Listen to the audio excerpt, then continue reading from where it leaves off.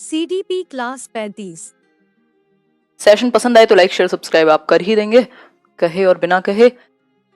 First question है आपके सामने, if it is said that students of class 7th are not able to read and write, अगर एक बात कही गई है कि कक्षा 7 के जो बच्चे हैं वो लिख और पढ़ नहीं पाते, यानी not able to read and write, लिखना पढ़ना नहीं आता 7वीं क्लास में, जो कि बहुत पहले आ जाना चाहिए था प्राइमरी लेवल पर ही। What could be the most important reason for this situation, इस स्थिति के बारे में एक बेहतर रीजन या सबसे ज्यादा महत्वपूर्ण कारण क्या होगा इसका? लेस इंटेलिजेंट चिल्ड्रन, यानी कि बच्चे कम बुद्धिमान हैं, केयरलेसनेस है, पेरेंट्स ने ध्यान नहीं दिया, या फिर no detention policy, no detention policy के 1st to 8th तक आप किसी को फेल नहीं करेंगे, जिसको लास्ट ईयर टेक डाउन कर लिया है। Insensitive implementation of CCE, CCE का सेंसिटिव तरीके से प्रयोग नहीं हो पाया, जो कॉन्टिन्यूअस एंड कॉम्प्रिहेंसिव इवैल्यूएशन है ना। बताइए एक बार, बिल्कुल सिंपल बात है कि सीसीई जो है उसको ढंग से कार्यान्वित नहीं किया गया, यानी कि सीसीई में क्या है, आप बच्चों को होलिस्टिकली भी, यानी स्कोलेस्टिक प्लस को स्कोलेस्टिक, शैक्षिक और सह शैक्षिक पक्ष का हम आकलन कर रहे हैं, स्कोलेस्टिक प्लस को स्कोलेस्टिक, यानी शैक्षिक प्लस सह शैक्षिक, यानी बच्चे को आप पेन पेपर पे भी टेस्ट कर रहे हैं, उसको ऑब्जर्व भी कर रहे हैं, उसका बिहेवियर से लेकर के और हर चीज होलिस्टिकली यानी सर्वांगीण रूप से आप जांच कर रहे हैं। बट इसको हमने हल्के में ले लिया, देखा कि 10वीं का रिजल्ट सुधर गया बट बच्चों को कुछ नहीं आता, ये कह सकते हैं। तो उस केस में ये एक इनसेंसिटिव प्रयोग कह सकते हैं, उसको हम ठीक से इंप्लीमेंट नहीं कर पाए। कल अगर हम न्यू एजुकेशन पॉलिसी को ठीक से इंप्लीमेंट नहीं कर पाएंगे तो उसके भी रेपरकशंस होंगे जो हमें देखने पड़ेंगे, ठीक है बात। तो हर चीज का इंप्लीमेंटेशन भी उतना इंपॉर्टेंट है जितना कि उसका होना। नेक्स्ट क्वेश्चन है, moral values can be best included amongst students by, यानी मॉरल वैल्यूज को आप किस तरीके से बेहतर रूप से क्या कर पाएंगे, यूज कर पाएंगे, इंप्लीमेंट कर पाएंगे, इनकलकेट कर पाएंगे बच्चों में, क्या तरीका होगा? मॉरल वैल्यूज यानी नैतिक मूल्य, क्या सही है और क्या गलत है, आपके कुछ प्रिंसिपल्स होंगे ना। किसी के लिए झूठ बोलना हो सकता है बहुत ही आसान सा काम हो, किसी के लिए हो सकता है उस पर लाइफ और डेथ की सिचुएशन आ जाए उसके लिए। तो मॉरल वैल्यूज की अगर हम बात करें, इनकलकेट करने की बात करें अगर मॉरल वैल्यूज, तो कौन सा एक तरीका बेहतर होगा? Arranging lectures of eminent persons, प्रख्यात व्यक्तियों के लेक्चर्स रखवाइए, को करिकुलर एक्टिविटीज, रेलिवेंट लिटरेचर, या फिर teacher as a role model. सबसे बेहतर तरीका किसका मॉरल वैल्यूज को इनकलकेट करने का? ये केवीएस में भी आपको काम आएगा क्वेश्चन, ये सीटेट में भी काम आएगा, है ना। बताओ एक बार, बी और डी में कंफ्यूज हैं आप लोग। को करिकुलर एक्टिविटीज तो स्पोर्ट्स हो गया, ड्राइंग हो गई, पेंटिंग हो गई, बहुत ज्यादा उद्देश्य नहीं है को करिकुलर एक्टिविटीज का मॉरल वैल्यूज को डेवलप करना। Arranging lectures of eminent persons ठीक है, लेकिन प्रख्यात व्यक्ति तो कभी कभी आएंगे ना स्कूल में। आप रोज तो डॉक्टर एपीजे अब्दुल कलाम को नहीं बुला सकते, आज तो खैर बुला ही नहीं सकते, है ना। तो क्या होगा, डेली कौन है बच्चे के सामने? शिक्षक है। तो इसलिए शिक्षक का आइडियलिस्टिक होना जरूरी है, एटलीस्ट जो पर्सोना है, जो पर्सनैलिटी है, वो एक आदर्शवादी होना जरूरी है। तभी मैं बहुत बार डिस्कस भी करती हूँ कि आप अपनी पर्सनल लाइफ में जो मर्जी करिए, वो आपका पर्सनल कॉल है, बट एटलीस्ट आप क्या है, एक आदर्श के रूप में प्रस्तुत हो पाए अपने विद्यार्थियों के सामने, क्योंकि आपका बिहेवियर यदि वो कल रेप्लिकेट करे तो आपको शर्मिंदा ना होने पड़े अपने ऊपर, ठीक है बात। तो शिक्षक एक आदर्श के रूप में काम करेगा, यदि वो स्वयं अगर ठीक से चीजें करता है, उसके खुद के सिद्धांत एथिक्स अच्छे हैं, तो बच्चे भी फिर क्या सीखेंगे, वही सीखेंगे, है ना।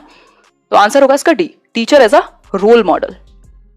एनकरेज किया जाए बच्चों को ऑनेस्टी के लिए, वैल्यूज के लिए, नॉर्मल रियल लाइफ में।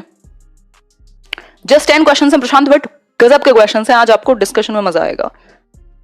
नेक्स्ट क्वेश्चन देख लेते हैं, question number 3। Teacher should begin a new topic और लेसन विद, एक नए टॉपिक को और लेसन को आपको कैसे स्टार्ट करना चाहिए बताइए? अपने खुद के अनुभव के अनुसार, या फिर धन्यवाद Sikandar Ali, some interests already possessed by students, या फिर an overview of the subject explaining the importance of the subject. किस तरीके से आप शुरुआत करेंगे किसी एक टॉपिक की? आंसर कीजिए। बी ऑप्शन, यानी some interest already possessed by students. हम कह रहे हैं कि टीचर को शुरुआत करनी चाहिए एक नए टॉपिक की या नए लेसन की, किस तरीके से, किस चीज को ध्यान में रख के? तो some interest already possessed by students, जो बच्चों की ऑलरेडी कुछ रुचियां होंगी उस सब्जेक्ट से, उस एक टॉपिक से, उस मुद्दे से रिलेटेड, उनको आप लेकर के आइए। यानी कि इन शॉर्ट उसके प्रीवियस एक्सपीरियंसेस, जो उसकी ओल्ड नॉलेज है, जो उसका पूर्व ज्ञान है, उससे रिलेट कर दीजिए जो भी आप आगे पढ़ाना चाह रहे हैं।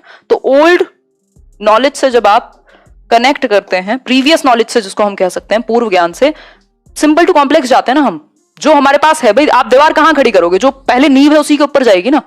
तो जो प्रीवियस नॉलेज है, जो बच्चा ऑलरेडी लेकर के बैठा हुआ है, उसका इस्तेमाल करना है कभी भी कोई भी नया टॉपिक शुरुआत कराते समय। क्लियर हो गई बात?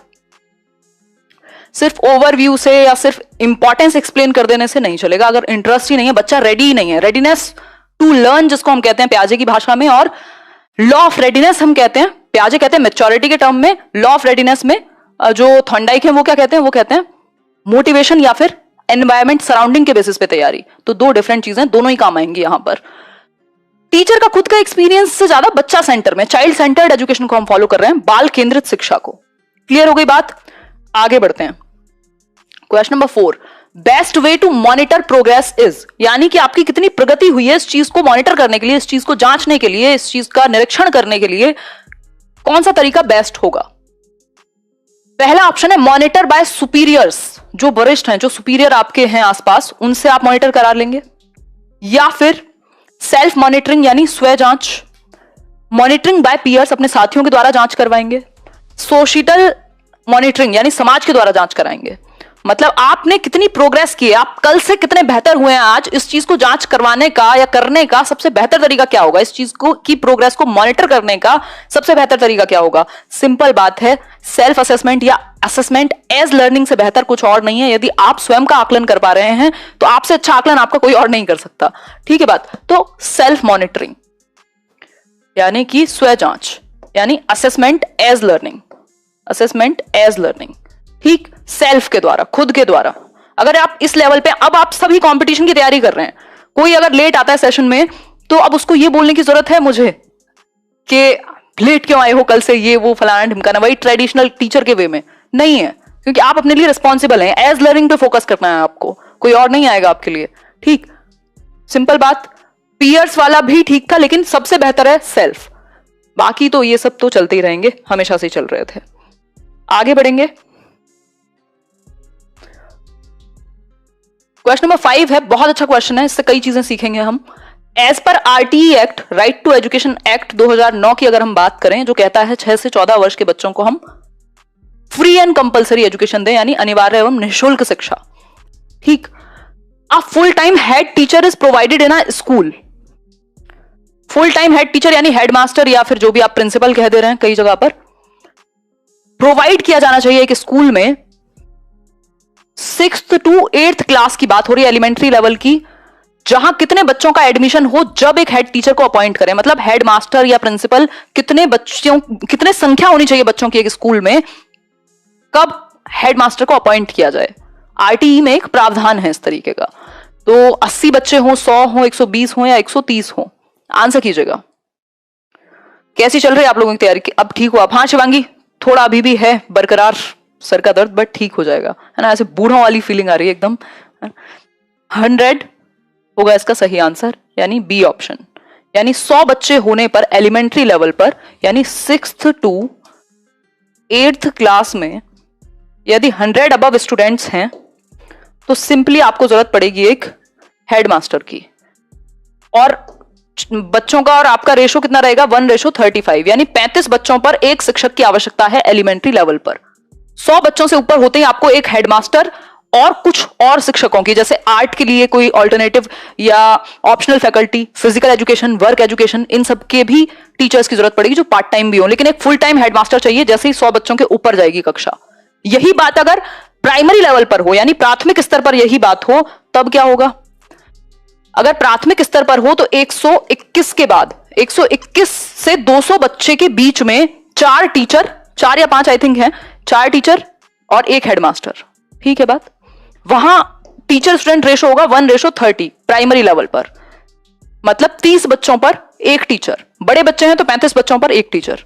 ठीक हो गई बात? ये कभी भी किसी भी स्थिति में 1:40 को एक्सीड नहीं करता, यानी 40:1 से ऊपर नहीं जाता किसी भी स्थिति में, क्योंकि एग्जैक्ट रहे ये तो जरूरी नहीं ना हमेशा, लेकिन 40 से ज्यादा नहीं होने चाहिए बच्चे। क्लियर हो गई बात?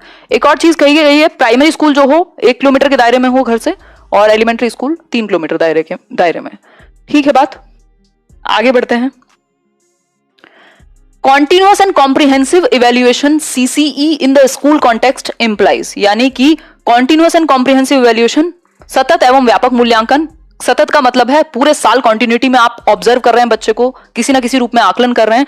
और कॉम्प्रिहेंसिव मतलब उसके स्कोलास्टिक शैक्षिक पक्ष पेन पेपर वाला भी और भाग दौड़ वाला भी है उसके, और क्रिएटिव एस्पेक्ट भी, यानी होलिस्टिकली आप आकलन कर रहे हैं। CCE की यदि हम बात करें तो स्कूल को किस रूप में इसको इंप्लाय करना चाहिए? Continuous monitoring of teachers performance, यानी शिक्षकों के प्रदर्शन को मॉनिटर करना continuously. Assessment not to be spread over the total instructional time, assessment को टोटल टाइम से ज्यादा नहीं देना है।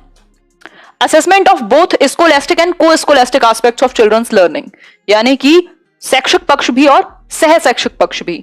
Making teacher accountable to both parents and school, teacher accountable, बच्चे को सेंटर में रखना है ना, तो तीनों ही बातें कुछ और कह रही हैं।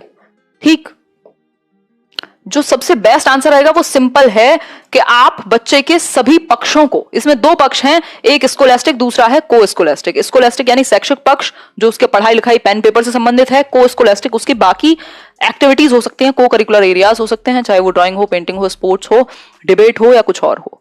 ठीक हो गई बात, आंसर हो गया C। क्वेश्चन नंबर 7 है the corporal punishment in schools has been prohibited by, मतलब मुर्गा नहीं बनाओगे आप बच्चे को, है ना, डंडा नहीं उठाओगे, इवन मेंटली भी आप उसको प्रताड़ित नहीं कर सकते। ये कब से लागू हुई है ये बात, कॉर्पोरल पनिशमेंट की, शारीरिक दंड? चाइल्ड लेबर प्रोहिबिशन एक्ट के द्वारा, national policy on education 1986, NCF 2005 या RTE एक्ट 2009? आंसर कीजिएगा। 7th का C। यार NCF थोड़ी ना ऐसी बातें करता है, नेशनल पॉलिसी तो बहुत पहले आई, चाइल्ड लेबर एक्ट भी नहीं। RTE एक्ट इस बारे में बात करता है कि आप बच्चे को मुर्गा मुर्गी कुछ नहीं बनाएंगे। RTE एक्ट यानी फ्री एंड कंपलसरी एजुकेशन 6 से 14 वर्ष के बच्चों के लिए, थ्रेटनिंग एनवायरमेंट ना हो, डंडा नहीं उठाएंगे आप, नहीं तो कंप्लेंट कर देगा बच्चा जाकर के और फिर आप परेशान होंगे कि नौकरी कैसे बचाएं। ठीक है बात। क्वेश्चन नंबर 8 है conditions of learning were given by, conditions of learning were given by यानी सीखने की शर्तें कह लीजिए या कुछ और भी कह सकते हो कंडीशंस को आप। स्किनर, रॉबर्ट गैने, वॉटसन या मैस्लो, किसने दिए हैं कंडीशंस ऑफ लर्निंग? आंसर कीजिए। A ऑप्शन यानी स्किनर, जी नहीं, गलत हो गया ना। रॉबर्ट गैने, गैने की जो हायरार्की है ना लर्निंग की, आपको याद होगी, स्पेशली यूपी के कई एग्जाम्स में पूछी गई है और DEET+B में भी। हायरार्की ऑफ लर्निंग यानी सीखने का अनुक्रम जिसमें 8 प्रकार की लर्निंग्स हैं, यानी 8 प्रकार हैं, 8 लेवल्स हैं आपके क्या सीखने के। तो रॉबर्ट गैने की बुक है जिसका नाम है 1965 में आई थी, कंडीशंस ऑफ लर्निंग 1965 में पब्लिश हुई थी।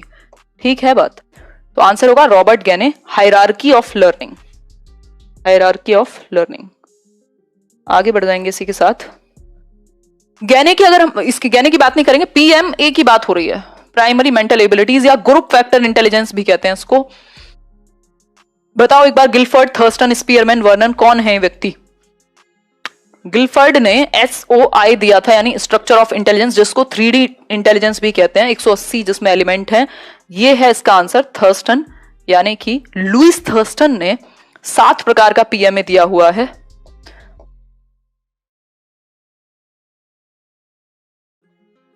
ये हैं वो 7 प्रकार, SPNV, WMR स्पेशल फैक्टर है। फिर आपका परसेप्चुअल एबिलिटी, आपके दिमाग, आपके सेंसेस से दिमाग तक कितनी तेज जाती है स्पीड, जैसे आज हाथ में कट लग गया था बट आजकल थोड़ा सा दिमाग सुस्त है तो सेंसेस बहुत ज्यादा फील नहीं हुआ। फिर है न्यूमेरिकल एबिलिटी, यानी नंबर्स के साथ आप कितना अच्छा खेल सकते हैं। वर्बल कॉम्प्रिहेंशन, यानी आप वर्ड्स को कितना समझ सकते हैं। वर्ड फ्लुएंसी है, यूज कितना अच्छा कर सकते हैं वर्ड्स को। मेमोरी, याद कितना रख सकते हैं। और रीजनिंग यानी कि तर्क करने की क्षमता। ये 7 फैक्टर्स हैं जिनको इन्होंने इंपॉर्टेंस दी है इनके ग्रुप फैक्टर थियोरी में। होपफुली ये बात आपको रिवाइज हो गई होगी अगर आप सीरियसली पढ़ रहे हैं तो। ठीक है, आगे बढ़े।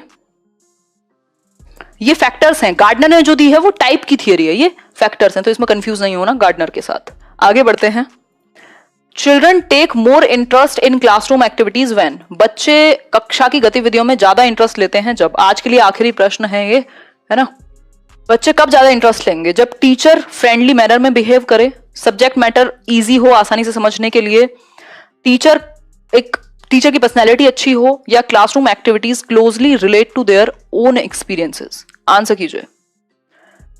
डी ऑप्शन, यानी कि classroom activities closely relate to their own experiences. दुनिया का बेहतर, सबसे बेहतर शिक्षक वही है मेरी नजर में जो आपको आप ही से जोड़ दे, यानी आपको आपके अनुभव से जोड़ दे। अगर एग्जाम्पल्स वो होंगे जिनसे हम रियल लाइफ में कनेक्ट कर पाते हैं तो हम बेहतर सीख पाएंगे, तुरंत सीख जाएंगे। जैसे ही दुनिया के बारे में बात हो रही होती है तो हमें दर्द नहीं होता ना, जब हमारे ऊपर स्पेसिफिक खुद के बारे में या खुद के एक्सपीरियंसेस से रिलेटेड बात आती है तब हम बहुत अच्छे से समझते हैं, भूलते नहीं है, वो स्पेसिफिक स्पेशल हो जाती है। तो उसी तरीके से यदि हम बच्चे के एक्सपीरियंसेस से जोड़ पाए किसी भी एक चैप्टर को या किसी भी एक टॉपिक को तो वो बेस्ट है सिखाने का तरीका। तो आंसर हो जाएगा डी ऑप्शन। इंटरेस्ट तो आप तभी लेते हैं ना जब खुद पे बात आती है। हम हैं तो प्याजे, जैसे कहते हैं, हम हैं तो ईगो सेंटर की, बचपन में नहीं, हम अभी भी वैसे ही हैं। हमारी दुनिया का सेंटर हम ही है कहीं ना कहीं, ठीक। तो जब तक हमसे रिलेट नहीं होती चीजें, कनेक्ट नहीं कर पाते हम, है ना। आउट ऑफ 10 कितने ठीक हुए ये आप बता दीजिएगा।